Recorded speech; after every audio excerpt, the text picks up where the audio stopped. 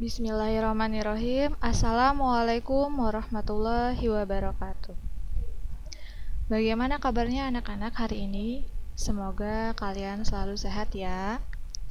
Sebelum pembelajaran dimulai, marilah kita berdoa terlebih dahulu supaya pembelajaran kali ini berjalan dengan lancar dan mendapatkan ilmu yang bermanfaat. Berdoa dimulai. Selesai. Pastikan kalian sudah menyiapkan buku tulis dan pena untuk mencatat materi yang penting.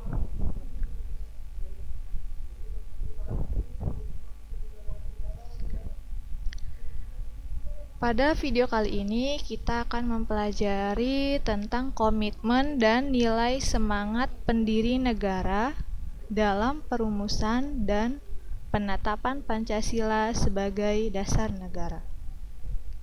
Pada pertemuan kali ini, tujuan pembelajaran kita adalah kalian mampu menganalisis komitmen dan nilai semangat para pendiri negara dalam perumusan dan penetapan Pancasila sebagai dasar negara. Kita masuk ke dalam materi ya. Jadi video kali ini akan membahas mengenai komitmen para pendiri negara. Pertama-tama, kita harus tahu dulu apa sih itu komitmen. Nah, banyak orang yang menganggap komitmen itu sama dengan janji. Kira-kira menurut kalian sama nggak? Iya, jadi komitmen itu berbeda dengan janji. Komitmen yaitu bukan hanya sekedar janji, artinya janji tersebut harus dilakukan. Jadi, komitmen ini dilandasi oleh sikap dan tanggung jawab untuk melaksanakan janji yang telah dibuat tadi. Makanya, komitmen berbeda dengan janji. Nah, bagaimana dengan komitmen para pendiri bangsa atau pendiri negara kita terdahulu? Komitmen para pendiri negara dapat diartikan sebagai suatu bentuk ikrar untuk merumuskan dan menetapkan dasar negara dengan sebaik-baiknya. Nah, itu komitmen yang telah dibuat oleh para pendiri negara. Makanya, hingga sekarang kita telah mempunyai dasar negara yang nilainya itu baik dan diterapkan di dalam kehidupan sehari-hari. Selanjutnya, kira-kira menurut kalian apa saja sih nilai-nilai komitmen pendiri negara yang terkandung di dalam Pancasila? Ada 8 nilai-nilai komitmen pendiri negara yang terkandung di dalam Pancasila. Yang pertama, semangat persatuan, kesatuan, dan nasionalisme. Di mana di dalam nilai ini diartikan bahwa para pendiri negara ya, walaupun seperti kita ketahui, mereka berasal dari daerah yang berbeda-beda. Terus dari latar agama yang berbeda-beda juga, tetapi mereka tetap sama. Mereka tetap sama-sama memperjuangkan kemerdekaan Indonesia untuk memerdekakan Indonesia dari penjajah pada saat itu. Yang kedua, rasa memiliki terhadap bangsa Indonesia. Nah, ini sudah menjadi hak masyarakat atau rakyat Indonesia yang memang pada dasarnya itu mereka memiliki bangsa Indonesia, kekayaan alam Indonesia. Makanya ketika bangsa Indonesia itu direbut atau diambil oleh penjajah, rasa ingin mengambil kembali di tangan penjajah itu pasti tinggi. Itu karena memang seluruh kekayaan alam, seluruh yang ada di Indonesia itu punya rakyat Indonesia. Sehingga pada saat itu para tokoh pendiri negara ingin mengambil lagi Indonesia dari penjajah yang memang pada dasarnya Indonesia itu punya rakyat Indonesia. Yang ketiga, pantang menyerah. Ini bisa dilihat dari usulan dasar negara yang telah dibuat oleh ketiga tokoh, yaitu Mr. Supomo, Muhammad Yamin, dan Insinyur Soekarno, yang mana pada saat itu mereka sudah mengusulkan dasar negara. Nah, tetapi ternyata usulan tersebut tidak sepenuhnya digunakan. Justru dibuat kembali, yaitu namanya Piagam Jakarta.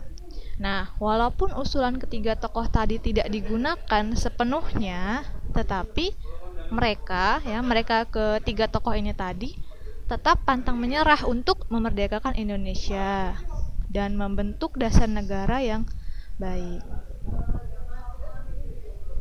Yang keempat itu aktif dan mencapai cita-cita bangsa.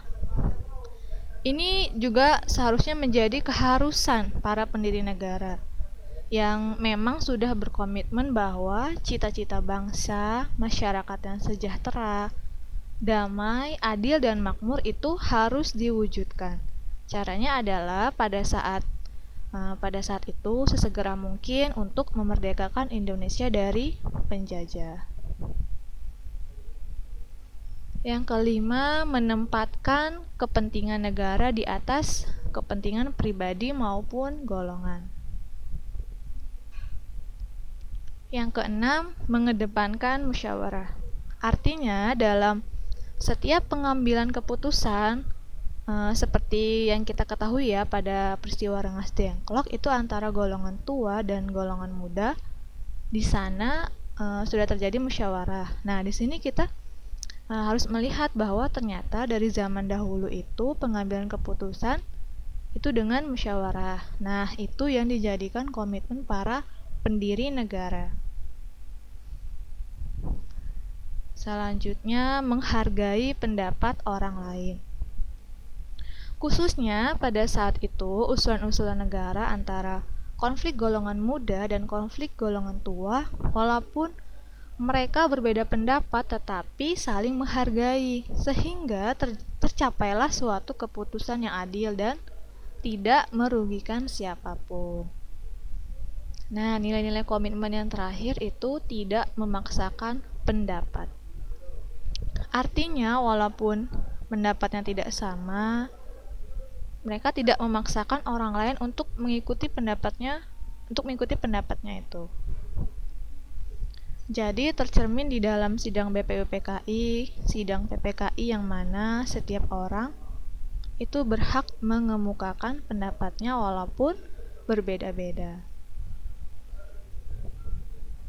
Lanjut ya, yaitu mengenai komitmen kita sebagai warga negara. Nah, jadi NKRI atau Negara Kesatuan Republik Indonesia membutuhkan warga negara Indonesia yang memiliki komitmen, khususnya para pemuda. Oleh karena itu, para pemuda harus memiliki komitmen dalam menjaga keutuhan NKRI. Nah, sebaiknya para pemuda ini mencontoh sikap komitmen para pendiri negara yang sebelumnya. Nah, karena sekarang Indonesia sudah merdeka, berarti tugas kalian itu sebagai pelajar menunjukkan komitmen negara, salah satunya dengan cara apa? Dengan cara belajar. Nah, itu yang bisa kalian tunjukkan. Nah, lanjut ya, mengenai nilai semangat pendiri bangsa. Semangat adalah tekad dan dorongan hati yang kuat untuk menggapai keinginan tertentu. Semangat pendiri negara juga dalam merumuskan dan menetapkan Pancasila merupakan semangat kebangsaan. Nah, sehingga semangat kebangsaan ini harus tumbuh dan dipupuk oleh setiap warga negara Indonesia. Hal ini harus tumbuh dalam diri warga negara untuk mencintai dan rela berkorban untuk kepentingan bangsa dan negara. Nah, keberhasilan bangsa Indonesia dalam menyatakan kemerdekaannya itu merupakan salah satu bukti cinta para pahlawan terhadap bangsa dan negaranya. Buktinya itu dilandasi dengan pengorbanan jiwa dan raga segenap rakyat untuk merebut dan mempertahankan kemerdekaan dari penjajah. Nah, dengan memahami pentingnya semangat kebangsaan dari pendiri bangsa tersebut, kita diharapkan mampu melahirkan jiwa nasionalisme dan patriotisme. Apa sih itu nasionalisme dan patriotisme?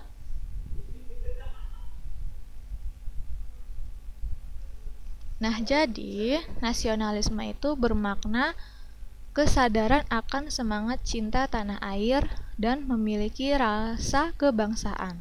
Nasionalisme juga bermakna persatuan dan kesatuan. Nah, jadi walaupun dari daerah berbeda-beda dengan latar belakang yang berbeda-beda, kita tetap disatukan oleh satu kesatuan, yaitu Negara Kesatuan Republik Indonesia. Kemudian patriotisme. Patriotisme ini dimaknai sebagai sifat kepahlawanan atau cinta tanah air, sikap yang gagah berani, pantang menyerah, serta rela berkorban, baik jiwa dan raga, juga harta demi untuk kejayaan, kemakmuran bangsa dan negara. Ada dua jenis pengertian nasionalisme, yaitu yang pertama nasionalisme dalam arti sempit. Nasionalisme dalam arti sempit ini disebut juga dengan nasionalisme negatif. Mengapa? Karena nasionalisme dalam arti sempit ini mengandung makna perasaan kebangsaan yang sangat tinggi atau berlebihan. Nah, karena dia memandang bangsa lain karena dia mempunyai perasaan kebangsaan yang sangat tinggi dan berlebihan, itu mereka memandang rendah bangsa lain. Nah, nasionalisme dalam arti sempit ini juga disamakan dengan chauvinisme. Kemudian yang kedua, nasionalisme dalam arti luas. Nasionalisme dalam arti luas ini disebut juga dengan nasionalisme positif, yang artinya perasaan cinta yang tinggi atau bangga terhadap tanah air, tetapi dia tidak memandang rendah bangsa lain. Bangsa Indonesia sejak masa perjuangan sampai sekarang itu menerapkan nasionalisme dalam arti luas. Kenapa? Karena perasaan cinta yang tinggi ini terhadap tanah air, mereka tidak memandang rendah bangsa lain. Dulu, para pejuang kemerdekaan rela mengorbankan jiwa raga untuk bangsa Indonesia. Nah, lanjut terus sikap apa yang bisa kita lakukan untuk menunjukkan nasionalisme dan patriotisme kita? Ada beberapa sifat dan karakter yang menunjukkan semangat kebangsaan, nasionalisme, dan patriotisme.